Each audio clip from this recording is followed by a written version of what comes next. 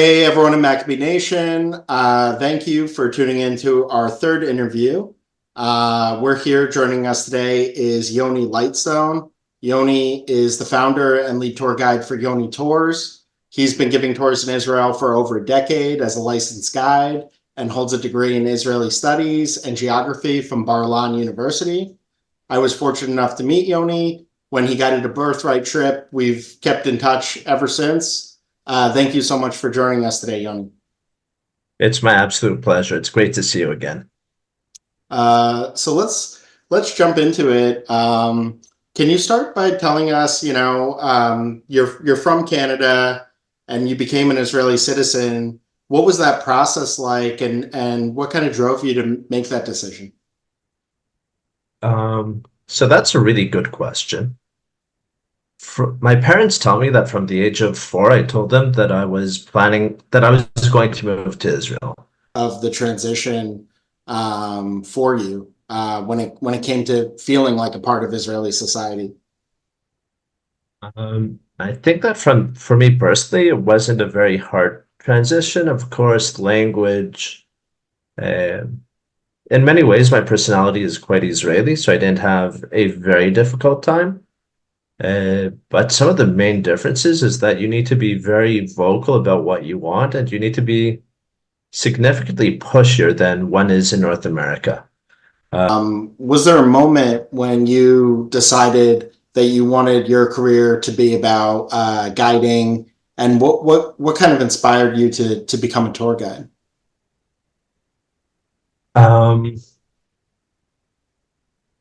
I've always loved hiking. I've loved nature. I've loved history. And throughout university, when I was studying Israel studies, we would be going to these amazing places, learning history. And then when friends and family would come and visit Israel, I would take them there and show them and explain everything. So it was a very natural thing to occupation. But I only really realized it when I was a counselor on a summer trip for North American youth, and spending that time with them and seeing how the country, how that affected them, the traveling, and realizing that I really enjoyed guiding. That's when I decided I wanted to become a tour guide. Yeah, that's awesome, and I'm sure you've really made an impact on a lot of people. I know that the process of becoming a tour guide in Israel is you don't just fill out a piece of paper. It can be a long process. Can you tell people a little bit about the process of becoming a licensed tour guide? And so the process has changed a tiny bit since I did it 12 years ago. But back then it was a 2-year course. Now it's a 1-year course that covers everything from geology, history, the different religions, and includes a lot of days of traveling the country and seeing everything. And it's, I would say that it's equivalent to a full university degree in terms of how much you learn and the studying. And there are these major tests that cover absolutely everything. So when you get a licensed tour guide, you know that it's a person who should know everything backwards and forwards.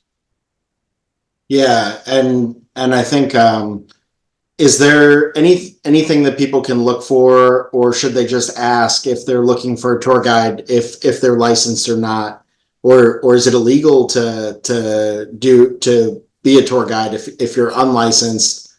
What kind of questions should people ask when they're trying to select a tour guide? Well, that's a painful question with a painful answer. By law, all tour guides have to be licensed. Unfortunately, there are a lot of unlicensed tour guides around, a lot of people who are guiding without any license. I highly recommend making sure that any tour guide that you take is a licensed tour guide. Currently, there are about 9,000 guides who have been licensed. Not all of them are actively guiding anymore. Probably many are retired. And many have realized that it's hard to make a living being a tour guide. But there are plenty of licensed tour guides who would be happy to give anyone a tour right now.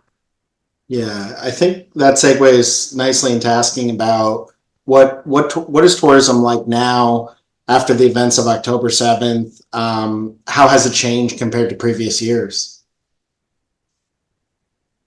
Uh, so that's a very interesting question because it hits on very different levels for everything. When you're looking at organized trips in educational tourism, such as birthrights, youth groups, and things like that, um, there's a very definite change in number one, the programming that's done, the sites that people go to, and the tone. Unfortunately, the events of October 7th have affected Israeli society on all levels. And it's a little bit unescapable, but it's on one hand, Israel is very different now. On the other hand, it's still the same. It's still an amazing place with plenty to offer and plenty to see. And if a family is thinking about maybe planning a trip to Israel, is it safe to come right now? How would you advise that family if they're thinking about a trip maybe this year or early next year? Israel is still a safe place to come to. Contrary to what you see in the news, it's not that there's fighting everywhere. Tel Aviv, Jerusalem, most of the country is completely safe. Obviously, the areas surrounding where the conflicts are, so the north and the Gaza envelope, you need to be very careful about where you're going, and a licensed tour guide will know how to do that. And the other thing is to be aware that even though things are calm, that can change very quickly. So there could be a sudden siren, and knowing what to do ahead of time and how to react to an air raid siren will give you the tools in order to deal with it. So I would say come now, experience Israel in this reality, and it's an amazing time. Yeah, I was just pretty recently, and I agree. I felt very safe, and there are also a lot of opportunities, organizations that are doing volunteer work. Are you aware of any of those? If somebody wants to not just go to the beach or a restaurant, but they want to maybe volunteer and see if they can do something helpful or meaningful while they're there, is that something that you know anything about? There are plenty of ways to come and help, to volunteer, depending on your age. There are programs that you can come and even volunteer with the Israeli army in distribution facilities. Is that There are or is that what it's called? Sarel, yeah, Sarel.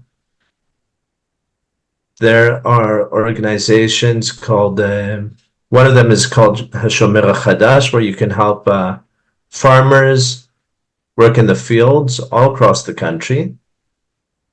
And there are a number of other organizations. I know that there's a program called Masa that for young adults, they have a myriad of volunteer opportunities and will also help with lodging and other things. So there are tons of ways to come and volunteer. Awesome. And if someone's never been to Israel before, or they've only been once, and you were gonna map out kind of like a mock itinerary of, only three places, what what are you picking? What makes your list? Only three places is not close to enough to understand this country. I would say that the most common amount of time for people to come is about 10 days. Mm-hmm. And it's doable in less. You could also be here for 30 days and still not see everything and understand everything. What are just a Yeah. few of your favorite sites to show people? Maybe is a more fair question. Well, of course, Jerusalem. Jerusalem is fascinating, both in terms of the three monotheistic religions, the different history that's been there throughout time, how it's how it holds meaning for absolutely everyone, regardless of whether or not they're religious. Jerusalem is a must for everyone. Um, a lot of people love Tel Aviv. It's a very metropolitan. It's got a very fresh beat. It's very different. I'm not 100% sure if I would put it in a must see, but it's definitely a place that people love going to. Um, the desert. The desert is, I think, one of the most beautiful places in the world. And going to Mitzad, which is a place that has both desert, beautiful scenes. The Dead Sea is right there. And then understanding the ancient Jewish history there and the conflict between empires and religions and the Judaism and the Roman Empire 2,000 years ago. I would say that that's one of the must-see sites for almost everyone. Yeah, yeah. The desert is very beautiful there. But if people are trying to budget for a trip, and I know different family sizes, but what can people kind of expect when it comes to the cost of a trip, and you know, maybe a range, or does it really depend on kind of what they want to accomplish on their journey? Um, every family travels very, very differently, has different interests and different needs. There are plenty of ways to travel on a budget and keep the costs down, which would generally be without a guide, but traveling by yourself. Traveling with a guide, most guides have a daily rate, which could be anywhere between $350 to $500 a day. And that's for walking tours. And then transportation will push that up. For everyone, the prices are different depending on the needs of the people coming and the guide that you decide to go with. Awesome. What can people in Maccabee Nation, or listening or watching, what can they be doing to support Israeli tour guides more? Is there anything that they can do? So I'll divide that question into two different places. One is to supporting specifically Israeli guides. The best way to do that is to come to Israel, even though the news makes it sound like it might not be the best time to come and visit. It's still a great time to come and visit. Just take into account that the scheduling and the sites you might go to are a little bit can change. Um, so coming and hiring guides is the best way to support guides. Alternatively, reaching out to the guides that you know and letting them know that you're thinking about them and that you care is also a great way to give moral support. And it's the same for Jewish communities worldwide that are having a hard time. Just reach out to the communities, let them know that you're there and that you care about them and you think about them. I love that. Um, is there anything else that you want people to know? Um, Anything in general that you want to add? Um, I think that this was a great overview of kind of what people can expect. But I'll open up the floor to you if you'd like to add anything. Um, I would say that the one important thing for us to keep in mind about this situation going on right now is that for 2,000 years, Jews have been in the situation where we were at we were dealt the cards and just had to deal with what happened. We had no way of reacting. For the first time in 2,000 years, we are back in our homeland, a land that was historically ours, and we have the ability to react and to basically decide how our future will be. And that's what we're doing right now. And the fact that Israel is reacting in force, is fighting a war, is number one, really, really important. It's something that we have to do to ensure that we're able to stay here for the next generations. And the fact that we're doing it in that saves so many innocent lives on the other side shows how we still have our moral compass, even though we're fighting a just war that has to be fought. We have a question of given your background in history and guiding, putting your history hat on for a second. For a lot of people who talk about Israel as like a colonial entity, and don't feel like Jews are indigenous to the land of Israel, can you talk a little bit about, from a historical or archaeological perspective, how can people do a better job of answering that objection when people claim that? Um, so you're talking about a word that you're not saying, and that word is Zionism. Zionism recently has become a bad word, so to speak. Um, all sorts of strange calls that Zionism is racism and all sorts of crazy things, and uh, when it can't be further from the truth. The term Zionism was actually coined about 3,000 years ago after the Babylonians uh, took over the land of Israel and basically took the Jews from Israel to Babylon.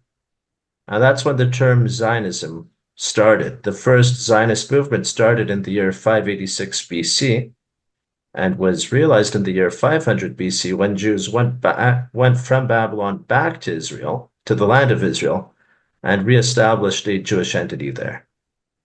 Um, Modern Zionism, which is connected to that ancient Zionism and has kept that line throughout the Jewish people for thousands of years.